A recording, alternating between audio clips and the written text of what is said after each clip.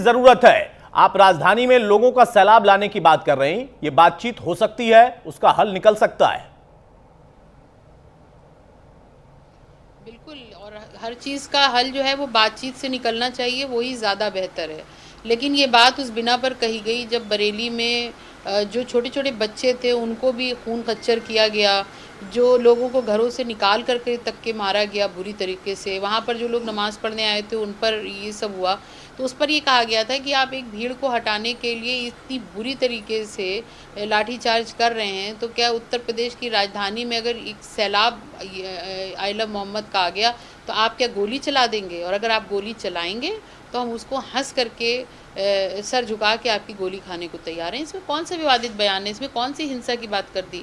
आपके जो भारतीय जनता पार्टी के नेता हैं वो तो मंच से खड़े होकर गोली मारो फलाने को बातें करते हैं, उनको उनके ऊपर कार्रवाई नहीं होती है, बल्कि उनको तो और पदों से नवाजा जाता है।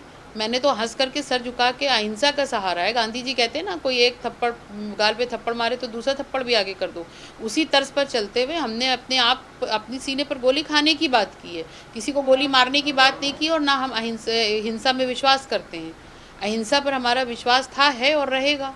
इसको तोड़ मरोड़ करके जिसको पेश करना हो पेश करे। नहीं सुमैया, इसमें तोड़ने मरोड़ने जैसा कुछ नहीं है, इसलिए हमने आपको जोड़ा है। जो आप बात रखेंगी वो न्यायिक तरीके से रखेंगी, बहुत बेहतर होगा। आपने सही कहा कि हम अपने हक की बात करें, और हक की बात करना बुरा नहीं है। लेकिन बरेली की जो तस्वीर है, मैं चाहूंगा कि आप उसको थोड़ा सा और समझें और समझाएं। आपने कहा कि बच्चों को आगे कर दिया गया, बच्चों के ऊपर लाठियां कर दी गई। पुलिस का कहना है कि बच्चों को हमारे सामने कर दिया गया। इस तस्वीर में आपको किसका दोष दिखता है, किसकी गलती है? नहीं, देखिए, इस तस्वीर में ऐसा नहीं था कि सड़क के ऊपर बच्चे आ रहे हों। वहाँ पर जुमे का दिन था, जुमे की नमाज में छोटे से छोटे बच्चे भी जाते हैं नमाज पढ़ने के लिए। तो ऐसा नहीं था कि इंटेंशनली इस प्रोटेस्ट के लिए बच्चों को ले जाया गया हो। अगर वहाँ पर बच्चों को अगर हम पुलिस की ही बात सही मान लें और बच्चों को सामने कर भी दिया गया था, तो पुलिस चाहती तो बच्चों को किनारे करती कि नहीं, बच्चों का यहाँ काम नहीं है, बच्चों को एक तरफ ले जाओ। लेकिन पुलिस ने क्या किया? पुलिस ने एक ही लाठी से बड़ों को भी वैसे ही मारा, जवानों को भी वैसे ही मारा, बच्चों को भी वैसे ही मारा और बूढ़ों को भी वैसे ही मारा। तो इससे साफ ये समझ में आता है कि ये पूरी तरीके से एक धर्म के लोगों को जबरन उनके ऊपर जुल्म सितम ढाने के लिए ये आदेशित किए गए थे कहीं से। सुमैया, हमेशा ऐसा क्यों होता है कि जब जुमे की नमाज होती है उसके बाद इस तरीके की स्थिति हो जाती है? मेरा सीधा कोई सवाल आरोप के तौर पर नहीं है, मैं समझना चाहता हूं कि इसके वजह से एक मजहब पर बहुत सारे दाग लग जाते हैं, सवाल उठ जाते हैं। तौकीर रजा ने जब पहले इन लोगों को वहां पर बुलाया, ऐसा आरोप लगा था। तौकीर रजा की भूमिका को आप कैसे देखती हैं? क्या नहीं लगता कि हाँ, उन्होंने कहीं उकसाया, उस समाज के छोटे बच्चों को आगे कर दिया या करने की कोशिश की? देखिए, उनका एक बड़ा जो है वो वहाँ पर फॉलोइंग है, इसमें कोई दो राय नहीं है। एक बड़े तबके की नुमाइंदगी करते हैं वो। और क्योंकि ये एक ऐसा मुद्दा था, इसमें हर व्यक्ति ये सोच रहा था, खासकर मुसलमानों की बात करें, कि हमको इस पर एहतजाज करना चाहिए। एहतजाज का ये मतलब कतई नहीं होता है हिंसा और एहतजाज में फ़र्क है। आप अगर किसी के पास, बड़े के पास अपनी शिकायत लेकर के जाएंगे तो वो हिंसा थोड़ी कहलाएगी, आप अपनी बात रख रहे हैं।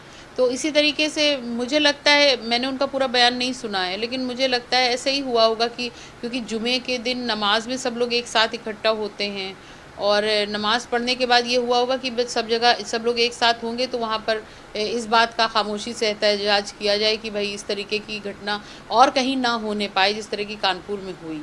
तो खामोशी से बात करने में हाथ में पत्थर होते हैं क्या? एक ऐसी ऊहापोह की, मैं यही तो पूछने चाह रही हूँ। अगर कोई भी व्यक्ति, खासकर मुसलमान, अगर मोहम्मद साहब की बात कर रहा होगा तो उसके हाथ में पत्थर नहीं होगा, और अगर पत्थर होगा तो वो कभी मोहम्मद साहब की बात नहीं करेगा, क्योंकि मोहम्मद साहब ने हमेशा मोहम्मद सल्लल्लाहु अलैहि वसल्लम ने, हो सकता है कि मैं आप जो कुछ कहें उसको अगर कोई तोड़ मरोड़ दे, अलग विषय है, लेकिन तस्वीरें तो गवाह है ना। जो आप देख पा रही है, मैं भी देख पा रहा हूं। ये तस्वीरें बता रही है कि हाथ में पत्थर थे, वो चाहे बड़ों के हाथ में या छोटों के हाथ में हो। तस्वीरें तो, अरे अतुल जी, तस्वीरें तो वो आप भी देख रहे हैं, वो हम भी देख रहे हैं, जो दिखाई जा रही हैं। लेकिन जो तस्वीरें छुपाई जा रही हैं, कम से कम उनको देखने का भी प्रयास, मैं जानना चाहता हूं। आप बताइए, कौन सी तस्वीरें जो छुपाई जा रही है और कौन छिपा रहा है? मैं बता तो रही हूँ आपको। छोटे छोटे बच्चे लहूलुहान खड़े हुए हैं, पुलिस का हाथ नहीं कांपा छोटे मासूम बच्चों के ऊपर लठ चलाने के टाइम पे। और उसी में का एक पुलिस वाला एक वीडियो में ये बोल रहा है कि मर जाएगा, ये मर जाएगा, लेकिन मारे चले जा रहे हो। किस बात की खुन्नस है भाई? पुलिस डिपार्टमेंट को ये निर्देश किसने दिए इतने सख्त कदम उठाने के? ठीक है, भीड़ हुई थी, तितर बितर करने के लिए बहुत सारे और भी हथकंडे होते हैं, लेकिन हर बार का हथकंडा जो है वो हर मसले का हल बुलडोजर नहीं हो सुमैया, सकता। मुझे लगता है कि हर मसले का हल, हथकंडा शब्द जो है ना, लाठी इसको और बहुत सोच गोली समझ कर नहीं हो इस्तेमाल सकती। करना चाहिए, कोई भी इस्तेमाल करे इस शब्द का। हथकंडा ऐसा शब्द है जिस पर अगर आप ज्यादा तवज्जो देंगे तो फिर नेगेटिव हो जाता है। यहां पर सीधा सा एक मामला है कि आई लव मोहम्मद और दूसरा आई लव महादेव। क्यों नहीं वहां पर इस तरीके के हथकंडे अपनाए जाते हैं, इस तरीके के दंगों की स्थिति होती है, हाथ में पत्थर होते हैं, और ऐसा होने की स्थिति बनी क्यों? ऐसा क्यों हो रहा है? दो समाज आमने सामने क्यों है? कुल एक पक्षीय बात सुन के और एक दूसरे पक्ष को दोषी ठहराना मैं बिल्कुल उसको गलत मानती हूँ। और आई लव महाकाल लिखा जा रहा है, मैं उसका तहे दिल से स्वागत करती हूँ। बिल्कुल जिस धर्म के लोग हैं उनको अपने धर्म के ऊपर पूरी आस्था रखने का पूरा अधिकार है, और वो अगर ये लिखते हैं, वो ये बैनर लगाते हैं या ज़बान से बोलते हैं, मैं मानती हूँ कि ये बिल्कुल सही है और मैं उसका स्वागत करती हूँ। अब रही बात, आप पत्थरबाजी की बात कर रहे हैं, तो आप ये तो देखिए कि किस तरीके से मजलूमों, गरीबों, वंचितों की आवाज़ को दबाने की कोशिश मुसलसल भारतीय जनता पार्टी करती आई हो, जाति और धर्म की राजनीति करती हो। ऐसे में कौन अपने आप को सुरक्षित महसूस करेगा उत्तर प्रदेश के अंदर? लेकिन जो दंगा करेगा हिसाब बुलडोजर से होगा, ये मुख्यमंत्री ने कहा है। देखिए, ये बिल्कुल हिसाब होना चाहिए। मैं तो खुद कहती हूँ, मैं मुख्यमंत्री जी के इस बात का मैं स्वागत करती हूँ, लेकिन मुख्यमंत्री जी फिर एक ही चश्मे से सबको देखें, किसी के लिए अलग चश्मा और किसी के लिए अलग चश्मा ना हो। फिर अपराधी अपराधी होना चाहिए, फिर बलात्कारियों का फिर स्वागत नहीं होना चाहिए माला पहना करके। फिर मंच से चिल्लाने वालों को, गोली मारने वालों को भारतीय जनता पार्टी एक नज़र से देखे और उनको सज़ा दे।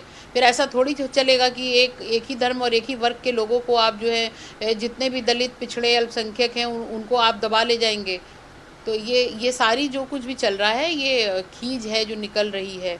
और कहीं ना कहीं इनके पास, क्योंकि इनके विधायक, दो जगह से मेरे पास मामले आए कि जहाँ पे इनके विधायकों को गांव वालों ने खदेड़ दिया।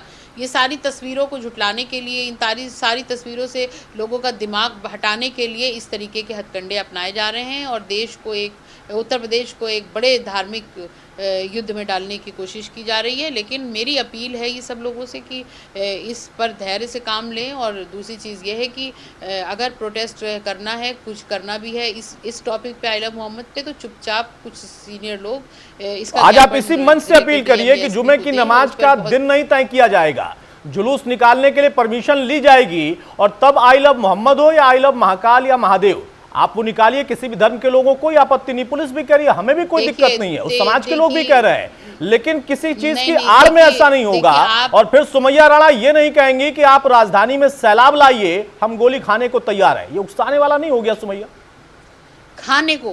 खाने को तैयार है। वही आप फिर सही से इसको सुन लीजिए, खाने को तैयार हैं। आपको खुश होना चाहिए कि ये एक अहिंसावादी की ज़बान हो सकती है। यही कह रहा हूं कि आपका ये बयान कि सैलाब ले आइए, हम लोग गोली खाने को तैयार है, ऐसा नहीं लगता कि थोड़ा सा नेगेटिव है, नकारात्मक है? आप ये कह सकती थी कि सैलाब आएगा मोहब्बत के लिए, पैगाम आएगा मोहब्बत के लिए। नेगेटिव है, माहौल नेगेटिव है, उसका नहीं, उसका परसेप्शन जो निकाला जा रहा है वो बिल्कुल गलत है। मैं कहीं पर भी इस तरीके की कोई बयान नहीं करती हूँ। मैंने तो सिर्फ ये कहा कि एक छोटी सी भीड़ को अगर वो डंडों से साध रहे थे, तो ये बड़ी भीड़ जब आ जाएगी तो गोली चला देंगे। तो भाई चला दीजिएगा, हम उसको हंस करके आपकी गोली भी खा लेंगे। मैंने सिर्फ इतनी बात कही थी। बहुत शुक्रिया सुमैया हमारे साथ जुड़ने के लिए। सुमैया राणा हमारे साथ थी। उनका साफ तौर पर कहना है कि उन्होंने किसी को भड़काने की कोशिश नहीं की है, उन्होंने किसी को उकसाने की कोशिश नहीं की है। उनका साफ तौर पर यह कहना है कि हम गोली खाने को इसलिए तैयार हैं क्योंकि हमारे हक मारे जा रहा है। लेकिन सवाल इस बात का है कि यह सिर्फ एक तरफा आरोप नहीं, या इसके पीछे कोई साजिश है जो कि राजनीतिक हो सकती है। बाकी मेहमान भी हमारे साथ हैं। विष्णु जी बहुत जल्दी से कमेंट, सुमैया राणा को भी आपने सुना, उर्शाक जी को भी सुना। उनका कहना है कि एक समाज को टारगेट किया जा रहा है। हम तो अपने मोहम्मद के लिए एक तख्ती बैनर लेकर निकले हैं,